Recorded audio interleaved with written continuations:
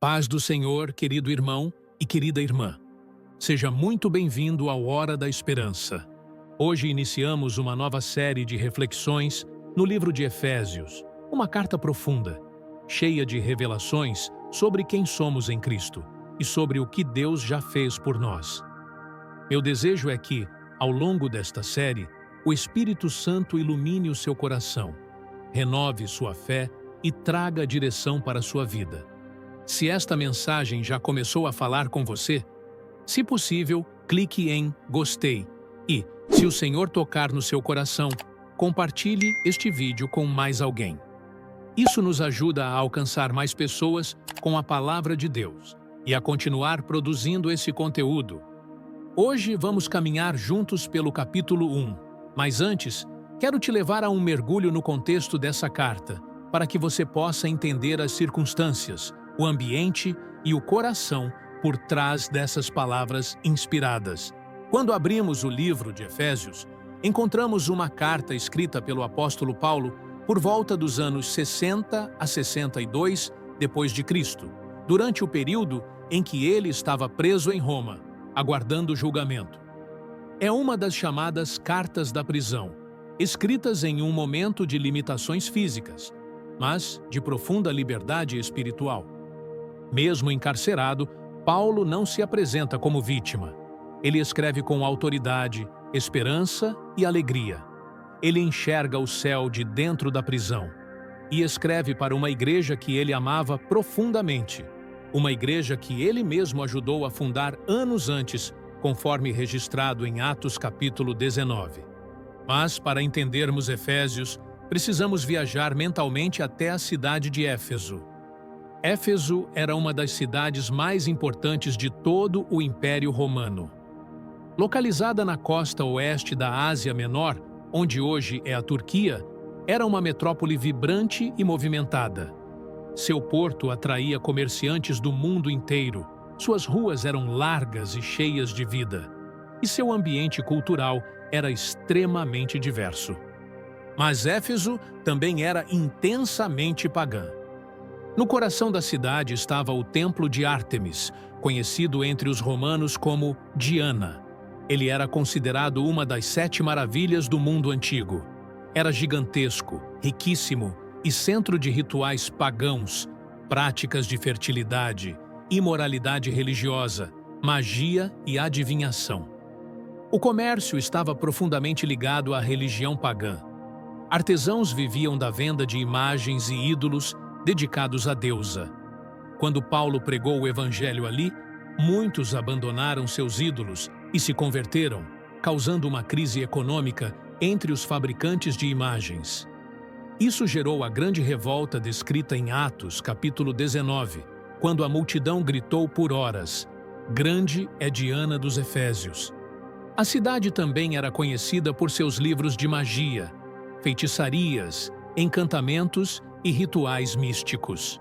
Quando os novos cristãos se arrependeram e creram em Cristo, muitos queimaram seus livros de feitiçaria publicamente. Era um lugar de batalha espiritual intensa e os recém-convertidos precisavam aprender a viver longe da antiga vida, no meio de um ambiente carregado de idolatria, imoralidade e práticas obscuras. A igreja em Éfeso era formada por judeus convertidos, que precisavam aprender a integrar os gentios, e por gentios convertidos, que precisavam abandonar o paganismo e aprender uma vida santa. Pessoas vindas de passados muito diferentes, agora unidas pelo Evangelho. Era uma igreja viva e fervorosa, mas cercada de pressões culturais e espirituais.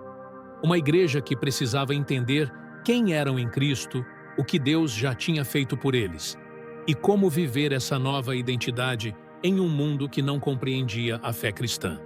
É para essa igreja, com desafios tão parecidos com os nossos, que Paulo escreve esta carta. Diferente de outras epístolas, Efésios não é uma correção de problemas.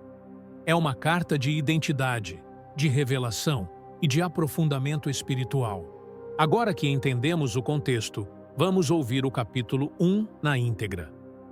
Leitura completa. Efésios capítulo 1. Paulo, apóstolo de Cristo Jesus pela vontade de Deus, aos santos que estão em Éfeso e são fiéis em Cristo Jesus. Graça e paz a vocês, da parte de Deus nosso Pai e do Senhor Jesus Cristo. Bendito seja o Deus e Pai de nosso Senhor Jesus Cristo, que nos abençoou com toda sorte de bênçãos espirituais nas regiões celestiais em Cristo. Ele nos escolheu nele antes da fundação do mundo, para sermos santos e irrepreensíveis diante dele em amor. Em seu amor, nos predestinou para sermos adotados como filhos, por meio de Jesus Cristo, segundo o propósito da sua vontade, para louvor da glória da sua graça, que ele nos concedeu gratuitamente no amado. Nele temos a redenção pelo seu sangue e o perdão dos pecados, segundo as riquezas da sua graça, que ele derramou abundantemente sobre nós, com toda sabedoria e entendimento, e nos revelou o mistério da sua vontade, segundo o propósito que ele estabeleceu em Cristo, para que, na plenitude dos tempos, todas as coisas fossem reunidas em Cristo, tanto as do céu quanto as da terra. Nele fomos feitos herança, predestinados conforme o propósito daquele que faz todas as coisas segundo o conselho da sua vontade, a fim de que sejamos para o louvor da sua glória, nós, os que antes esperávamos em Cristo. E vocês também, depois de ouvirem a palavra da verdade, o evangelho da salvação, e tendo nela crido, foram selados com o Espírito Santo da promessa, que é o penhor da nossa herança, até a redenção final do povo adquirido, para louvor da sua glória. Por isso, desde que ouvi falar da fé que vocês têm no Senhor Jesus e do amor que demonstram por todos os santos, não cesso de dar graças por vocês, lembrando-me de vocês em minhas orações. Oro para que o Deus de nosso Senhor Jesus Cristo, o Pai da glória, lhes dê espírito de sabedoria e de revelação no pleno conhecimento dele. Oro para que os olhos do coração sejam iluminados, para que vocês saibam qual é a esperança do chamado, quais as riquezas da glória da sua herança nos santos, e qual a suprema grandeza do seu poder sobre nós, os que cremos, segundo a ação da força do seu poder. Esse poder ele exerceu em Cristo, ressuscitando-o dentre os mortos e fazendo-o assentar-se à sua direita nos lugares celestiais, acima de todo governo, autoridade, poder e domínio, e de todo nome que se possa mencionar, não só no presente século, mas também no vindouro. Deus colocou todas as coisas debaixo dos pés de Cristo e o constituiu como cabeça sobre todas as coisas, para a Igreja, que é o seu corpo, a plenitude daquele que enche tudo, em todas as coisas. Agora que ouvimos o capítulo inteiro, vamos mergulhar no coração dessa mensagem. Efésios capítulo 1 é, segundo muitos teólogos, um dos textos mais sublimes da Bíblia. Martin Lloyd-Jones o chamou de o Everest da revelação espiritual. John Stott o descreveu como uma explosão de louvor que atravessa passado, presente e futuro. No texto original grego, esses versículos formam uma única frase longa, como se Paulo estivesse tão tomado pela revelação que não conseguisse parar para respirar. E o tema central deste capítulo é a nossa identidade em Cristo. Paulo nos mostra que, em Cristo, recebemos uma nova identidade que não depende do nosso mérito, nem de circunstâncias externas, nem da opinião de ninguém. Essa identidade vem do próprio Deus. Primeiro, você é alvo da bênção espiritual de Deus. No verso 3, Paulo declara que Deus nos abençoou com toda sorte de bênçãos espirituais nas regiões celestiais. A sua identidade não começa no que você vive na terra, mas no que Deus já decretou no céu. F. Bruce afirma que Paulo quer nos lembrar de que nossas bênçãos mais verdadeiras não estão nas circunstâncias, mas na união com Cristo. Isso significa que, antes de qualquer conquista, antes de qualquer reconhecimento humano, você já é abençoado, amado e aceito. Vivemos em uma cultura que tenta definir nossa identidade por produtividade, aparência, seguidores, desempenho e conquistas. Mas Efésios capítulo 1 nos lembra que Deus já nos abençoou antes de qualquer obra. Isso cura insegurança, ansiedade e a necessidade de provar valor o tempo inteiro. Segundo, você foi escolhido antes da fundação do mundo. No verso 4, Paulo diz que fomos escolhidos em Cristo antes da criação. John Stott comenta que Paulo nos leva do tempo à eternidade. Antes do mundo existir, Deus já pensava em você. N. T. Wright acrescenta que Deus não nos escolheu porque éramos santos, mas para que fôssemos transformados à imagem de Cristo. Em uma geração marcada por rejeição, relacionamentos quebrados e sensação de inadequação, Efésios afirma: você não é um acidente. Você é querido. Você tem propósito. Você foi escolhido para ser santo, não para viver tentando ser aceito. Terceiro, você foi adotado como filho. No verso 5, Paulo afirma que Deus nos predestinou para a adoção como filhos. No mundo romano, a adoção era algo definitivo. Um filho adotado recebia todos os direitos legais e muitas vezes era escolhido para receber uma grande herança. J. T.Y. Packer diz que a maior bênção do Evangelho não é apenas ser perdoado, mas se tornar filho de Deus. Isso significa que Deus não te salvou para ser um servo sem identidade. Ele te trouxe para a família. Em um mundo com tantas feridas familiares, essa verdade cura rejeição e solidão. Você tem pai. Você pertence. Quarto, você é redimido e perdoado pelo sangue de Cristo. No verso 7, Paulo usa a linguagem de mercado de escravos. Redenção significa ser libertado mediante pagamento. Cristo não apenas nos perdoou, ele nos libertou do poder do pecado. Lloyd Jones diz que Cristo não apenas remove a culpa, mas quebra as correntes. Isso significa que você não é definido pelos seus erros, nem pelo passado. Sua história não determina seu destino. Em Cristo, você é livre. Quinto, você conhece o mistério revelado de Deus. Nos versos 8 a 10, Paulo diz que Deus revelou o mistério que estava escondido por eras. O plano de unir céu e terra em Cristo e de formar uma nova humanidade. Você não é alguém perdido no caos do mundo. Você faz parte do plano eterno de Deus. Sexto, você é herança e tem herança. No verso 11, Paulo diz que fomos feitos herança. E no verso 14, que o Espírito Santo é o penhor da nossa herança futura. Isso significa que você pertence a Deus e também receberá a plenitude da herança eterna. John Stott comenta que vivemos entre dois mundos. Já experimentamos parte da herança, mas aguardamos a plenitude final.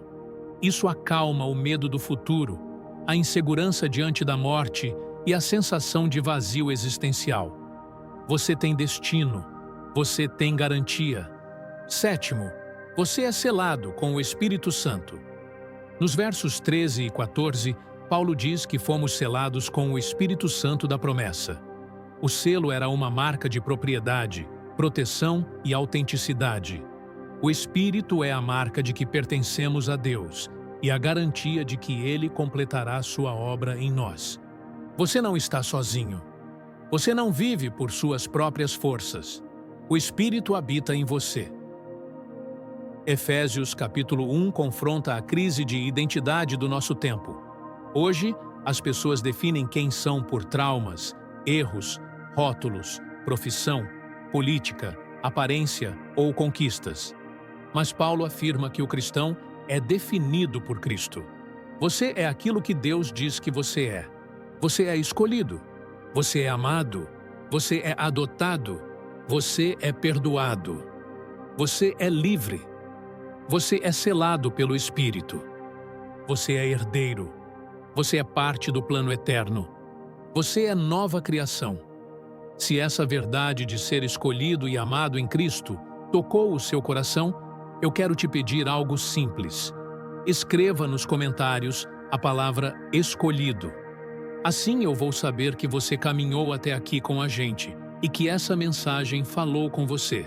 E, se ainda não fez isso, clique em gostei e ajude este conteúdo a alcançar mais pessoas. Isso cura ansiedade, solidão, baixa autoestima, medo e confusão interior. Quando você entende quem é em Cristo, você deixa de viver tentando provar valor ao mundo. Você passa a viver a partir do amor, não em busca dele. Agora avançamos para a segunda parte, olhando para o que Deus fez por nós. Quando lemos Efésios capítulo 1 com atenção, percebemos que Paulo não está apenas descrevendo bênçãos isoladas.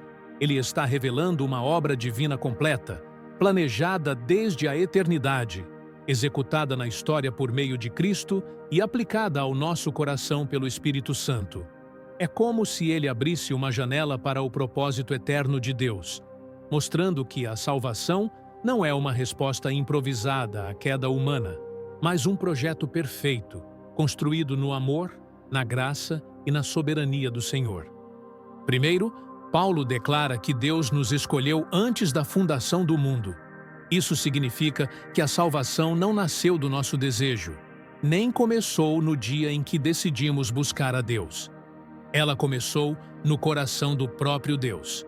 Antes que existisse tempo, luz, estrelas, oceanos ou mesmo a raça humana, Deus já havia colocado seu olhar de amor sobre aqueles que seriam seus. Teólogos como John Stott afirmam que isso não deve ser visto como uma ideia fria ou distante, mas como o mais profundo conforto espiritual. Não fomos escolhidos por causa de mérito ou desempenho, mas por causa da graça. A escolha de Deus é um ato de amor que antecede qualquer conquista ou fracasso da nossa parte. Depois, Paulo diz que Deus nos predestinou para a adoção. A adoção é um dos conceitos mais ricos das Escrituras. Na cultura romana, adotar não era simplesmente acolher alguém necessitado. Era conceder status, herança, nome e identidade. Um filho adotado adquiria todos os direitos de alguém nascido na família, e a adoção não podia ser revogada. Quando Paulo declara que Deus nos adotou, ele está dizendo que a salvação não é apenas perdão, é pertencimento. Deus não nos salva para sermos servos distantes, mas filhos próximos, amados e honrados. A adoção revela que Deus não apenas perdoa o pecador, mas o abraça, o acolhe e o chama pelo nome. Em seguida, Paulo fala sobre redenção. Redenção é uma palavra carregada de significado no mundo antigo. Era usada no mercado de escravos, quando alguém pagava um preço para libertar um escravo. A redenção é a imagem poderosa de alguém cativo, preso por correntes que não pode quebrar sozinho, sendo comprado e libertado por outro. Paulo afirma que Cristo fez isso por nós. O preço pago foi seu sangue. A redenção não é apenas um conceito espiritual abstrato, mas a libertação real do domínio do pecado, da culpa, da condenação e das forças espirituais que nos mantinham aprisionados. A cruz não apenas removeu a dívida, mas quebrou as correntes. Paulo também declara que em Cristo recebemos o perdão dos pecados. Isso não é apenas a remoção legal de uma culpa. No contexto bíblico, perdão é alívio, restauração e reconciliação. O perdão significa que Deus não nos trata com base em nossas falhas, não registra nossos pecados, não guarda histórico de culpa. Ele perdoa completamente, de maneira definitiva. Como disse o teólogo Charles Spurgeon, Deus não apenas perdoa, ele decide esquecer. O perdão liberta o coração do peso de anos de acusação, de vergonha e de autocondenação. Depois, Paulo fala que Deus nos revelou o mistério da sua vontade. Isso é profundo.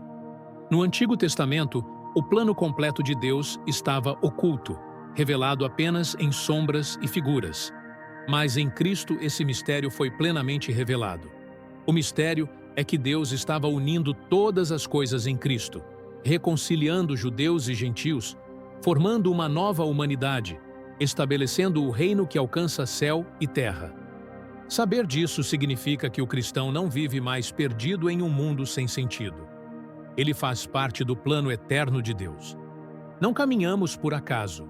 Caminhamos dentro de uma história escrita pelo próprio Criador. Paulo também afirma que fomos feitos herança e que temos uma herança. Isso significa duas coisas. Primeiro, nós pertencemos a Deus. Somos sua propriedade preciosa. Segundo, recebemos uma promessa futura que está garantida. A herança é a vida eterna, a glória final, a restauração total de todas as coisas. Vivemos hoje experimentando parte dessa herança, mas aguardando a plenitude no retorno de Cristo. Essa verdade sustenta o cristão em meio às perdas, ao luto, à incerteza e ao medo. O futuro não é uma incógnita, é uma promessa. Por fim, Paulo declara que fomos selados com o Espírito Santo. O selo, no mundo antigo, era a marca oficial de propriedade, garantia e proteção.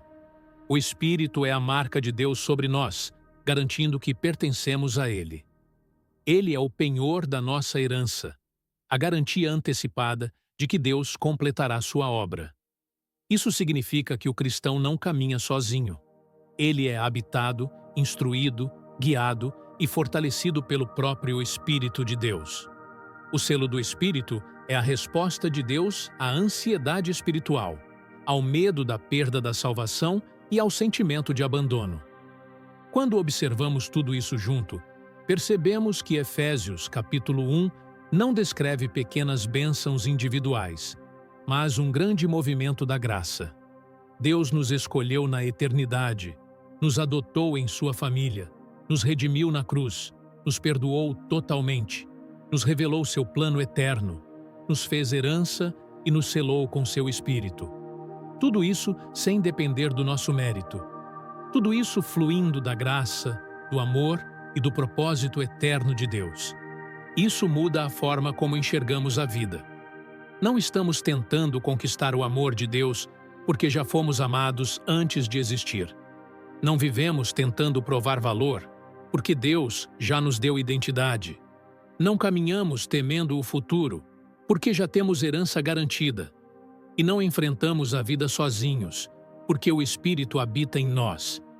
Efésios capítulo 1 é uma declaração poderosa. A salvação é obra de Deus do começo ao fim. E quando essa verdade desce ao coração, ela gera descanso, segurança e profunda gratidão. Agora chegamos à terceira parte do capítulo, onde Paulo registra uma das orações mais belas e profundas de toda a Bíblia. É impressionante perceber que, depois de descrever as riquezas espirituais que Deus já concedeu aos crentes, Paulo não pede que a igreja receba alguma bênção nova. Ele pede algo ainda mais fundamental. Ele pede que eles enxerguem aquilo que já possuem. Ele pede iluminação. Ele pede percepção espiritual. Ele pede que o Espírito Santo abra o coração para a realidade daquilo que Deus já fez. Paulo começa dizendo que não cessa de dar graças pela fé e pelo amor da igreja. Mesmo à distância, mesmo preso, mesmo impossibilitado de visitá-los, ele os carrega em oração. E então, ele faz um pedido muito específico. Ele ora para que o Deus de nosso Senhor Jesus Cristo, o Pai da Glória, lhes dê espírito de sabedoria e de revelação no pleno conhecimento dele. Paulo sabe que nenhuma verdade espiritual é realmente compreendida apenas com a mente intelectual. Ela precisa ser revelada ao coração, precisa ser vista com os olhos da alma, precisa ser tocada pelo Espírito. O teólogo D. A. Carson observa que Paulo não ora para que a igreja seja mais inteligente, mas mais iluminada. Não é uma oração por informação, mas por revelação. A mente precisa entender, mas o coração precisa enxergar. Porque sem essa obra do Espírito, até mesmo a verdade mais gloriosa pode parecer distante, fria ou teórica. Paulo então descreve 3 dimensões dessa iluminação espiritual. A primeira é que os olhos do coração sejam iluminados para conhecer a esperança do chamado de Deus. Isso significa que Paulo ora para que cada cristão compreenda profundamente aquilo para o qual foi chamado. O chamado de Deus não é apenas uma convocação para crer, mas para viver como povo escolhido, amado e separado. É um chamado para viver com propósito, com sentido e com certeza do destino eterno. Em um mundo marcado pela incerteza, pela ansiedade e pela sensação de vazio, Paulo nos lembra que nosso chamado em Cristo é carregado de esperança. Não é uma esperança frágil, emocional ou circunstancial, mas uma esperança sólida, fixa na promessa eterna de Deus. O teólogo John Stott explica que essa esperança não é uma expectativa vaga sobre o futuro, mas a certeza daquilo que Deus já prometeu. É uma esperança ancorada, firmada, totalmente garantida pela fidelidade de Deus. Paulo ora para que essa esperança não seja apenas uma doutrina na mente, mas uma realidade que sustenta o coração nas lutas diárias. A segunda dimensão da oração de Paulo é para que eles entendam as riquezas da glória da herança que Deus reservou para os santos. Aqui, Paulo não está falando apenas da herança futura no céu, mas do valor que Deus atribui ao seu povo. Muitos estudos apontam que esta frase pode ser traduzida como a herança de Deus nos santos. Ou seja, Paulo não está apenas dizendo que nós temos herança, mas que nós somos a herança de Deus. Deus considera seu povo como sua riqueza, seu tesouro, sua posse preciosa. Isso é extraordinário. Em um mundo que tenta medir nosso valor pela produtividade, pela aparência ou pelo desempenho, Paulo revela que o nosso valor vem do fato de pertencermos ao Deus que nos amou desde a eternidade. Isso também nos lembra que a herança futura não é apenas um lugar, mas um relacionamento. A glória da herança é estar com Deus plenamente, sem barreiras, sem pecado, sem distância. É a certeza de que o final da história não é tragédia, mas glória. Essa verdade cura o medo da morte, cura a ansiedade sobre o futuro e renova a visão do propósito eterno de Deus. A terceira dimensão da oração de Paulo é para que eles compreendam a suprema grandeza do poder de Deus que opera em nós, o mesmo poder que ressuscitou Jesus dentre os mortos e o exaltou acima de todo governo e autoridade. Aqui, Paulo eleva nossa percepção espiritual ao máximo. Ele quer que entendamos que a vida cristã não é vivida pela força humana, mas pelo mesmo poder que venceu a morte, que derrotou o inferno, que destruiu a condenação e que colocou Cristo sobre todo o principado. Paulo poderia simplesmente ter dito que Deus tem poder, mas ele não faz isso. Ele descreve esse poder de forma exaltada. Ele diz que é grandeza, que é supremo, que é força operante, que é poder real e ativo. Ele diz que esse poder não está fora de nós, mas opera em nós. Ele diz que esse poder é o mesmo que atuou na ressurreição. É como se Paulo dissesse: o cristão não caminha apenas com uma fé bonita, mas com força de ressurreição dentro de si. O teólogo Sinclair Ferguson comenta que Paulo não está pedindo que recebamos mais poder, mas que entendamos o poder que já recebemos.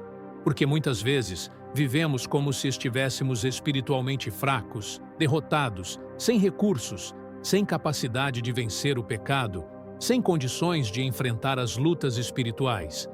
Mas Paulo diz que o mesmo poder que levantou Cristo está disponível para sustentar o crente todos os dias. Essa parte da oração é profundamente prática. Se o mesmo poder que ressuscitou Jesus opera em nós, isso significa que o cristão não é dominado pelo pecado. Ele não está condenado ao fracasso espiritual. Ele não está impotente diante das tentações.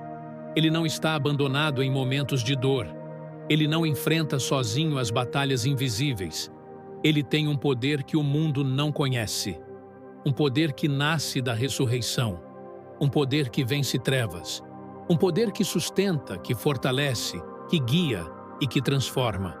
E Paulo conclui essa parte lembrando que Cristo foi exaltado acima de todo governo, autoridade, poder e domínio, e que Deus colocou todas as coisas debaixo dos seus pés.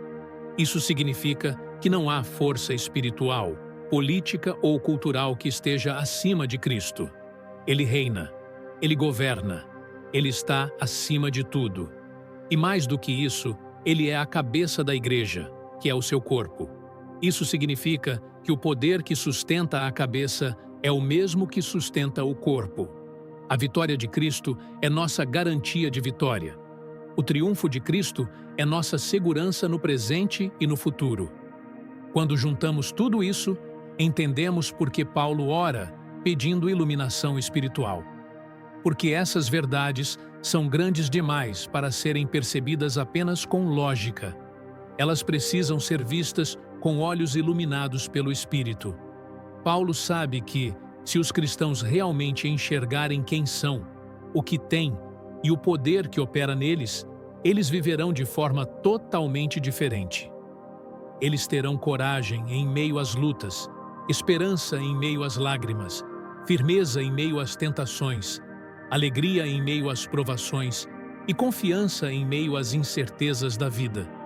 Por isso Paulo não pede novas bênçãos, ele pede nova visão, ele pede clareza, ele pede percepção, ele pede olhos abertos, ele ora para que a igreja veja aquilo que já é realidade em Cristo. E essa continua sendo uma oração necessária para nós hoje. Em um mundo cheio de distrações, ruídos e confusão emocional, muitas vezes vivemos como se não tivéssemos nada. Vivemos como se estivéssemos espiritualmente vazios. Vivemos como se estivéssemos desamparados. Mas Efésios, capítulo 1, nos lembra que não falta nada. Falta enxergar. Depois de caminhar por Efésios, capítulo 1, conseguimos enxergar algo precioso. Paulo abriu nossos olhos para uma realidade espiritual que muitas vezes esquecemos no meio das pressões da vida. Ele nos mostrou quem somos em Cristo, revelou o que Deus já fez por nós e orou para que o Espírito Santo nos dê visão para perceber essas verdades.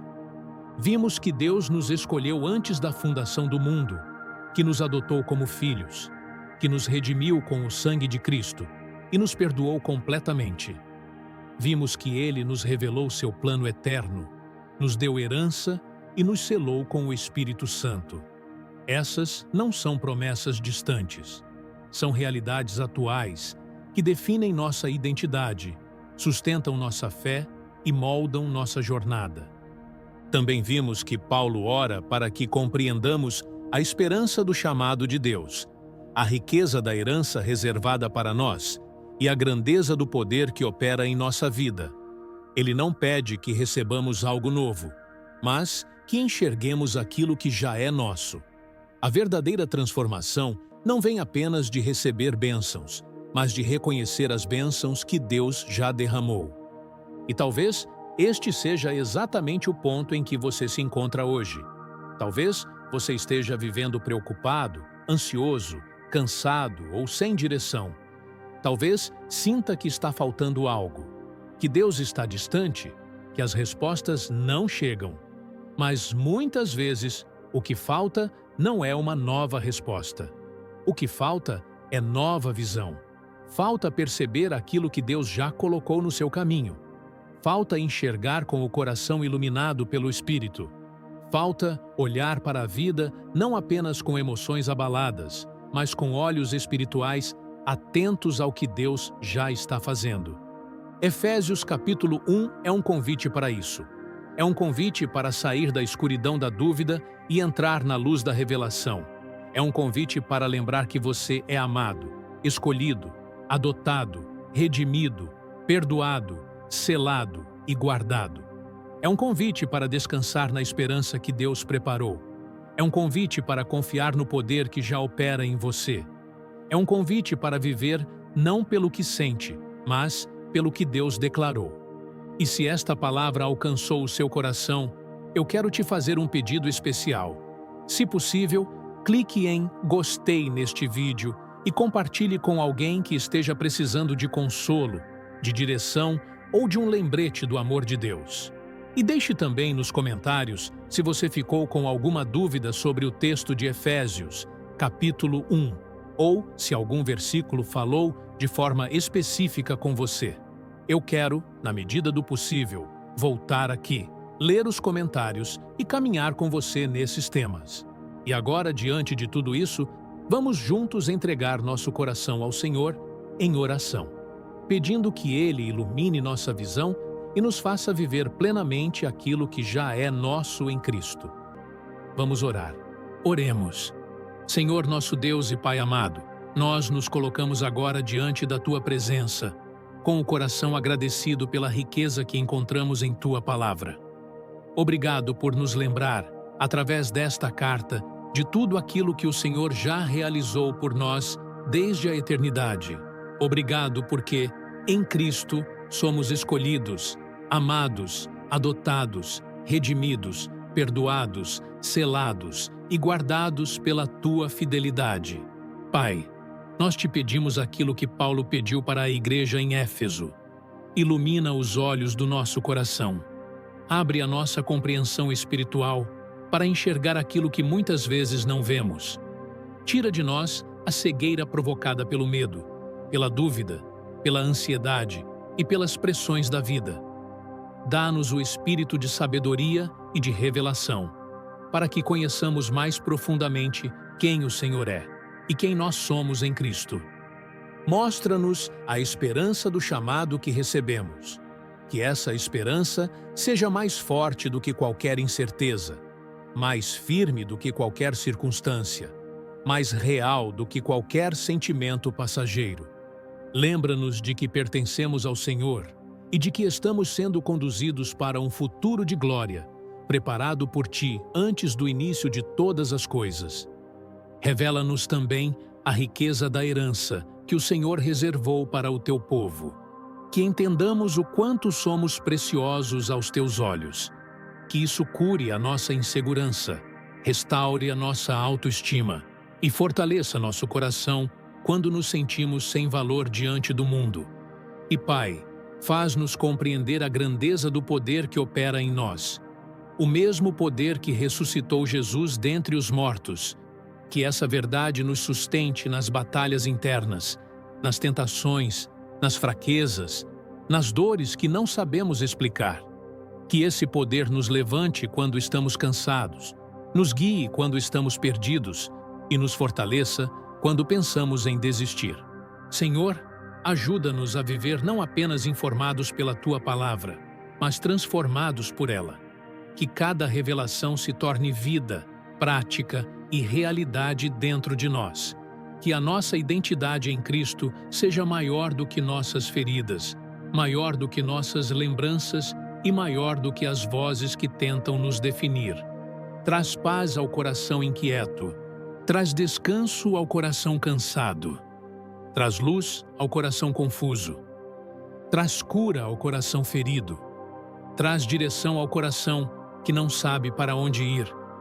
Nós entregamos a Ti este momento, esta semana e toda esta série no livro de Efésios. Que cada capítulo continue a nos moldar, a nos renovar e a nos conduzir a uma vida mais profunda em Cristo. Oramos com fé, com gratidão e com confiança, no nome do nosso Senhor e Salvador Jesus Cristo. Amém.